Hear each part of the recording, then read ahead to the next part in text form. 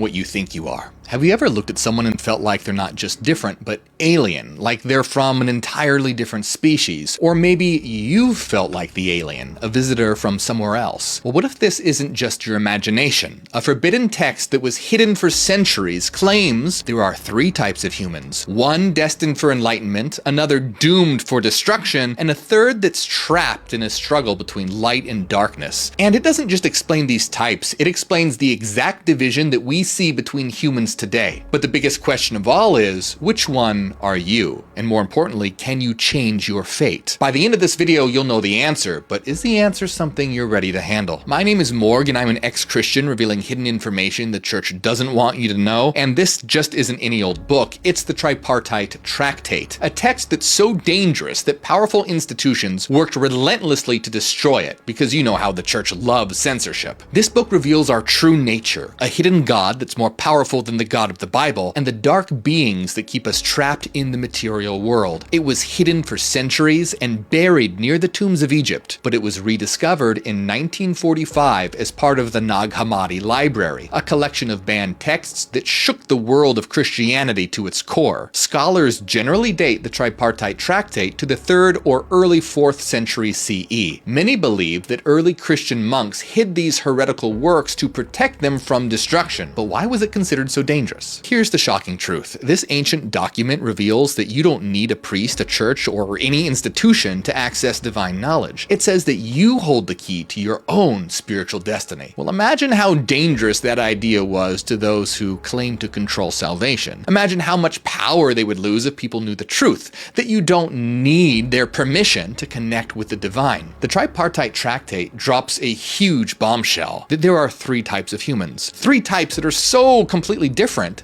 that they determine your ultimate fate. But your type might not be set in stone. What if you could rewrite your spiritual code and escape the material realm? And if this knowledge holds the key to enlightenment, why would the church go to such lengths to erase it? Could it be because they know that this truth, if it were revealed, would empower you to break free from their control? The real question isn't just which type are you, it's what are they afraid of you becoming? Let's uncover the truth. First, make sure you like and subscribe if you're into uncovering hidden truths, and it really helps get this information out to more people who need to hear it. Also, check out my book, Neogenesis: Dawn of the New Mind. Links are in the description. The name Tripartite Tractate literally means three-part text, and you'll find the theme of threes all throughout the book. The text itself is divided into three sections. It reveals three kinds of humans and three aspects of the true God: the Father, the Son, and the church. But don't worry, this isn't the Sunday school God with the beard and anger issues. See, the Tripartite Tractate doesn't start with creation or even the God of the Bible. It starts a lot earlier with a God that's far bigger, far more mysterious, a being of light that's so infinite and vast that our minds can barely scratch its surface. This being is called the Father, but forget the idea of Father as some man on a cloud with lightning bolts. This isn't Zeus on a bad day. This is the source of all existence, the ultimate cosmic source. This God isn't even considered male or female. The text calls him unbegotten, meaning he has no beginning, no end, no limits, not even time, space, or form. He's the source. The text calls him the root of the totality, the origin of everything that exists, light, life, and the very framework of reality itself. But here's what makes the Father so different. No name, creator, God, Father, can truly capture him. The tractate says those are just traces of his greatness, reflections of what our minds can perceive. In his pure form, he's completely unknowable. As the text says, he alone is the one who knows himself as he is, along with his form and his greatness and his magnitude. He's everything and nothing, beyond all words and concepts. Everything we know, everything we see, originated from his thought. That's right, the entire universe, every blade of grass, every galaxy, every living thing, it all began as a blueprint in the mind of the ultimate being. But if this being is the source of all perfection, of light, life, and wisdom, why does our world feel so broken? Why do we see suffering, death, and ignorance everywhere? If everything comes from the infinite, then what went wrong? Could something or someone be keeping us from this light? Could our reality be manipulated to hide the truth? Think about it. What if the world as we know it is actually a lie that was carefully constructed to keep us blind to the source of all reality? The The tripartite tractate tells us that from this incomprehensible source came the Son. The tractate describes the Son as the perfect reflection of the Father's essence. His firstborn Son and only Son, he is pure light, the living manifestation of the Father's thought. And with the Son came the church. But this is not the kind of church with pews, tithes, and a donation basket the size of your gelt. In fact, this isn't an institution or some building at all. According to the tractate, the church is an eternal spiritual community of souls existing before time itself. It's described as the assembly of imperishable spirits, bound in unity with the Father and the Son. And here's the part that changes everything. The church isn't separate from us. We are the church. Think about that. This isn't about sitting in a pew and following someone else's rules. It's about rediscovering your own divine connection. The tractate says that within every single one of us is a spark of the infinite, a piece of the divine. And if we're part of the church, that means we're part of the Son. Then we're also part of the Father. In other words, you're not just a speck in the universe, you're God. You're God that forgot you're God.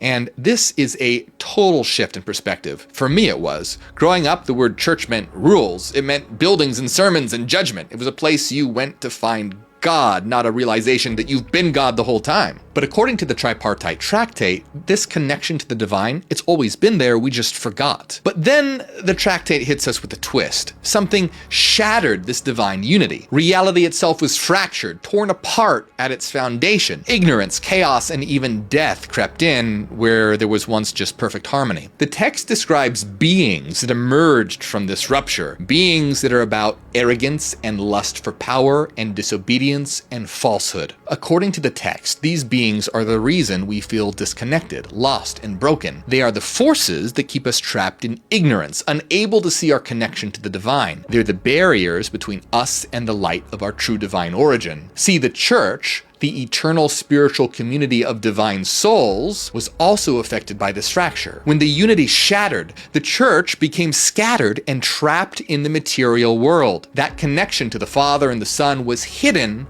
within us. So we've been wandering in darkness, disconnected from the light of our true origins because of this rupture. And this is where it gets personal. This isn't just some kind of cosmic story of ancient beings and divine fractures. It's a story about you. You're part of something a lot greater than yourself because you carry the spark of the infinite within. You are part of this eternal, imperishable community, the source of existence itself. That's why you feel like you aren't from this place. But that connection has been hidden by forces that thrive on chaos, confusion, and ignorance. Think about it. How often do you feel like something's missing? Like you're searching for meaning in a world that just doesn't make sense. What the tripartite tractate reveals is that this feeling isn't just in your head. You've been cut off from your own divine origin. And the real question now is, can we heal this fracture? Can we rediscover that connection to the divine? Or are we destined to remain trapped in a broken world, wandering blindly and forever disconnected from the truth? Because if the tractate is right, then you aren't just part of the story, you are the story. You are the key to restoring the light, to rediscovering the eternal connection. The question is, will you seek it?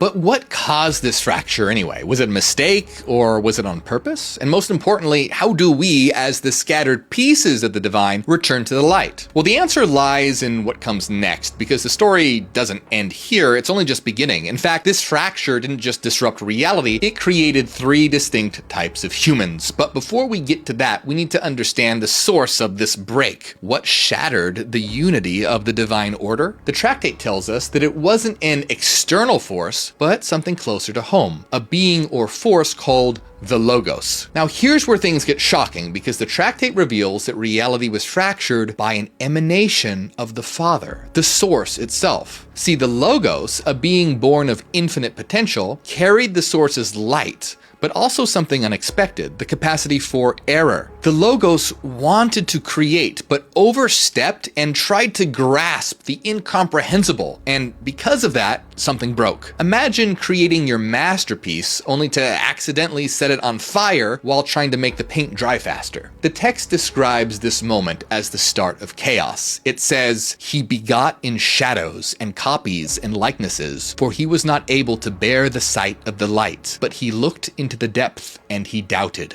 Unable to bear the infinite light of the source, and because of self-doubt, he created in the shadow. And this wasn't just a crack in the divine order, it was a rupture that reshaped existence itself. The fracture gave rise to a defective realm where the light of the source became obscured. Beings of darkness arose with a lust for power and domination. It says, they were brought to a lust for power in each one of them, of which each is a shadow, each one imagining that it is superior to his fellows. The tractate says they are disobedient beings, lovers of power. But here's where it gets even darker. These entities rejected the light and embraced the shadows, creating a reality governed by division, greed, and confusion. And from this rift emerged the material world we know today, a world bound by cycles of suffering, death, and imperfection. In their world, ignorance is a force that keeps us separated from our divinity. But who or what exactly are these dark beings? In the tractate, we're introduced to this shadowy force that controls our reality, called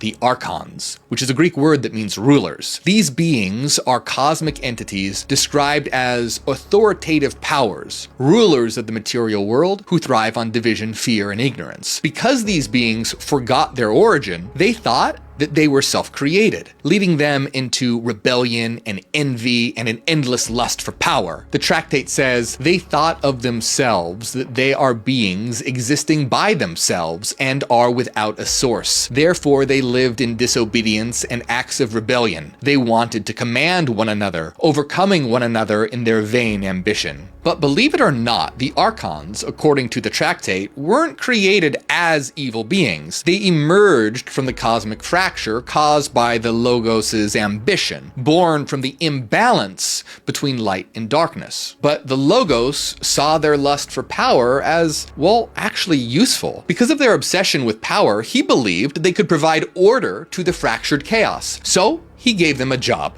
And what they desired. He appointed them as rulers in a hierarchy. The text says, the Logos graciously granted their desire. He gave to each one the appropriate rank, and it was ordered that each one be a ruler. And so who was the chief archon, the ruler of the rulers? According to this book, it was none other than the God of the Bible. The text explains that over all the archons, he appointed an archon with no one commanding him. He is the Lord of all of them. The Logos uses him as a hand to beautify and work on the things below, and as a mouth to say the things which will be prophesied. But even though the Logos saw them as useful for organization, their actions are far from benevolent. The archons are driven by envy and power, and while their role is to enforce cosmic order, they often serve their own ambitions and manipulate humanity and perpetuate ignorance. They see themselves as rulers, but their authority is a distortion of true divine light. So how do the archons maintain their power? Well, the tripartite tractate gives us chilling insights into their methods. These beings thrive on fear and confusion, creating systems that trap humanity in materialism and falsehood. In modern terms, think of the archons as the original social media algorithms. They keep you hooked and trapped by scrolling endlessly and questioning your self-worth. The archons aren't bound by morality. They use whatever means necessary to keep humanity in line, and their tools are the very systems that we encounter every day, with social hierarchies, oppressive laws, and the endless distractions of materialism. These mechanisms keep us focused on the physical, ensuring that we never look beyond to the spiritual truths within us that could set us free. They were meant to maintain balance in the material realm, to ensure the system didn't collapse under the weight of the cosmic fracture. But instead of humbly fulfilling their role, they became obsessed with power. They turned what was meant to be a stabilizing order into a prison, a carefully constructed cage for humanity. But here's the good news. Their power is not absolute. The tractate makes it clear that the archons' dominion is limited to the material realm, and their authority is only temporary. They were created to serve the greater divine plan, but somewhere along the way, they started believing they were the masters. So why the hell does any of this matter? Because the influence of the archons isn't just a story from an ancient text, it's in our everyday lives. Think about it. The systems that govern our world, the endless pursuit of wealth, the obsession with power, the fear of stepping outside societal norms, these are all tools of the archons. They feed on our own lust for power. In Gnostic thought, these archons can also be seen as the dark parts of our own minds. It's as if we're all plugged into a matrix designed to keep us from realizing realizing our own potential. Think of it like trying to meditate while your phone buzzes constantly with notifications that your ex just got engaged. You'd be pretty distracted. The tripartite tractate warns that unless we awaken to the influence of the archons, we will remain trapped in their web of illusions. It describes their rule as a cycle of fear, perplexity, and ignorance. Forces that keep us from seeing the truth of our divine origins. The archons want us to forget who we are because as long as we remain ignorant, we're easier to control. But there's hope. The tractate tells us that the archon's power is not absolute. This means that enlightenment is possible, and by seeking knowledge, or gnosis, we can transcend the systems of control that the archons created. But this is not an easy path. The tractate tells us that the archons use every tool at their disposal to keep us from awakening. They love to create division, not just between humanity and the divine, but within each other and even within ourselves. Our own doubts, fears, and desires, those are their greatest weapons. One of the tractate's most startling ideas is that even the sun needed redemption. It says not only do humans need redemption, but also the angels too need redemption. Even the sun himself, who has the position of redeemer of the totality, needed redemption as well. So what does all this mean for us? If the Logos' fall fractured reality and created this broken world, the real question isn't just about what happened, it's about what do we do next? Well, the tractate leaves us with a challenge. Will we choose the light, or will we stay trapped in the shadows of a fractured reality? The tractate paints a picture of humanity caught between two realities. On one side, there's the spiritual realm, where our true essence and light resides, eternal, unbroken, and connected to divinity. And on the other side, there's the material realm, a prison of illusion designed to keep us bound and distracted. Basically, it's like being stuck in a cosmic escape room where most of the players don't even realize that they're playing. The text describes this as a state of forgetfulness, a condition where we've lost sight of our divine origins, but there's hope. The divine spark within us can't be extinguished. It's always there waiting to be discovered. Through gnosis, the knowledge of our true selves, we can reconnect to the infinite and break free from the chains of the material world. And this is where the tractate reveals something extraordinary. Humanity itself has been divided into three distinct types, each shaped by their relationship to this fractured world. The tractate says mankind came to be in three essential types. So what are these types, and which are you? The first type of humans are called the Hylics, which are the material type, those that are completely consumed by the physical world. These Hylics, these individuals, are fixated on pleasure, possessions, and power. Their whole reality is tied to what they can see, touch, or own. The tractate doesn't hold back, describing them as rejecting the light, being alien in every way. Since it is dark, it shuns the shining of the light, because its appearance destroys it. The Hylics live for the material, unable or not wanting to see beyond the surface of reality. And here's where it gets chilling, because the text describes them as so deeply entrenched in the physical that they actively reject the light and seal their own destruction. And the tractate doesn't sugarcoat it. Those who refuse to seek higher knowledge are doomed. Now, here's the uncomfortable question. Does this sound like anyone you know? The friend who's obsessed with the latest trends, the colleague endlessly chasing wealth or status, or could this even be you? Think about it. How often are we distracted by the trivial, the fleeting, the material? How much of our time is spent chasing things that really don't matter, blind to the greater reality that lies just beyond our senses? Look at the world today. Consumerism, political division, algorithmic distractions designed to keep you glued to screens. Are these not modern forms of archonic influence? Tools that are designed to keep you fixated on material concerns and surface level thinking. But here's the truth. The tractate challenges us to see that we're not just victims of these cosmic forces. We also carry inner archons, our own fears, doubts, and unchecked desires that keep us trapped in the same cycle. Yet even within this material prison, we carry something greater, the spark of the divine, a capacity to wake up, to reclaim our birthright, and to transcend the systems designed to keep us contained. The question is, will we choose to see it? Next, we have the psychics, but this isn't about crystal balls or telling the future, but in terms of the psyche. The word psyche is actually a Greek word that means soul. So in other words, the thinkers. These individuals exist in a middle ground, caught between two worlds. They're the questioners, the seekers, the ones who want to understand, who wrestle with the deep truths of existence. Unlike the material types, the Hylics, the psychics have some awareness of the divine, but their connection is incomplete. The tractate describes them as being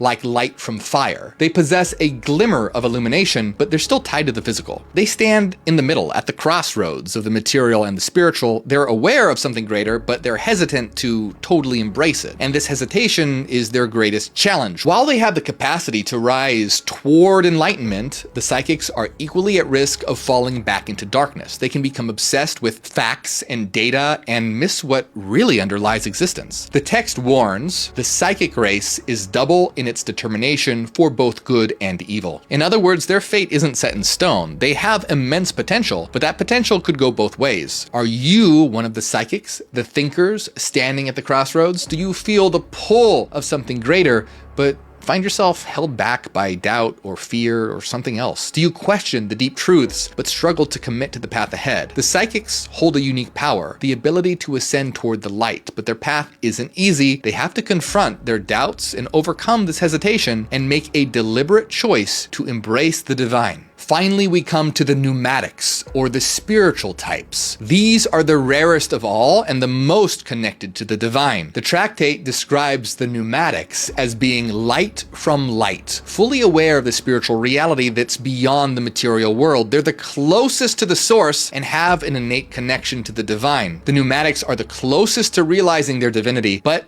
they have a unique challenge, a danger here: arrogance. The text warns that even those who are closest to the light can fall prey to the belief that they're beyond the struggles of the world. This false sense of superiority could become their undoing. Now, let's ask the question again. Which are you? Are you the materialist Hylic, blind to the light? The psychic, a thinker caught in a battle between two realities? Or the pneumatics, the spiritual, reaching for the divine? The answer could change everything about how you live your life and where your soul is headed. So take a moment to reflect on your own life. What drives you? Is it the pursuit of material things, money, power, pleasure? Are you searching for meaning, questioning the deeper truths of existence, but held back by something? Or do you feel a connection to something greater, a pull towards the infinite within you? And here's the question that really matters. Can you change? Are these types fixed forever, or is there a way to break free from the darkness and rise above the chaos and confusion of this fractured world? Or worse, are we all destined to remain exactly what we are, forever trapped by our own natures? Well, the tractate offers a glimmer of hope, but not for everyone. The materialists, or Hylics, are described as being entirely bound to the physical. They are called alien in every way, rejecting the light because it exposes the emptiness of their existence. For them, transformation is almost impossible. The text describes their fate in no uncertain terms. The material ones will receive destruction in every way. But for the psychics, the possibility of transformation is real. They can ascend towards the spiritual realm or fall back into the darkness of the material. But transformation isn't automatic. It requires a radical shift in consciousness, a total reorientation of how they see themselves in the world. So how does this transformation happen? According to the tractate, it's through knowledge, what the Gnostics called gnosis. And this isn't just an intellectual understanding, it's also a deep and experiential realization of the truth of existence. It's the moment when the psychic sees through the illusion of the material world and aligns themselves with the divine. But here's the catch: it's not easy. The journey is filled with distractions and the constant pull of the physical world. So all this brings us back to why the tractate was banned in the first place. Well, it threatens the very structures of power that keep humanity divided. Think about it. If you were told that your destiny was fixed and that salvation or damnation was out of your control, wouldn't you submit to the powers that claim to hold the keys to heaven? But what if you knew the truth? What if you knew that transformation was possible, that you could break free from the darkness and reclaim your connection to the divine without the approval of any earthly authority, any church, any pastor or priest? The tractate is dangerous because it empowers the individual. It tells us we don't need institutions or churches or doctrines to access the divine. It points inwards to the light within us, the light of the source that still burns in the hearts of those willing to seek it. For the psychics, it's a path to transcendence, and for the spiritual, it provides a warning to remain vigilant. And for the materialists, it offers a challenge: wake up before it's too late. The text shows us that in early Christianity, competing views of salvation, God, and the cosmos were alive and well in the 2nd and 3rd centuries. By studying the tripartite tractate, we gain insight into how some Christians blended Greek philosophical ideas with spiritual teachings to create a powerful system of transformation. But here's the thing: We need to remember that these stories aren't literally true. They're symbolic frameworks meant to help us understand ourselves and the world. We know that in actuality,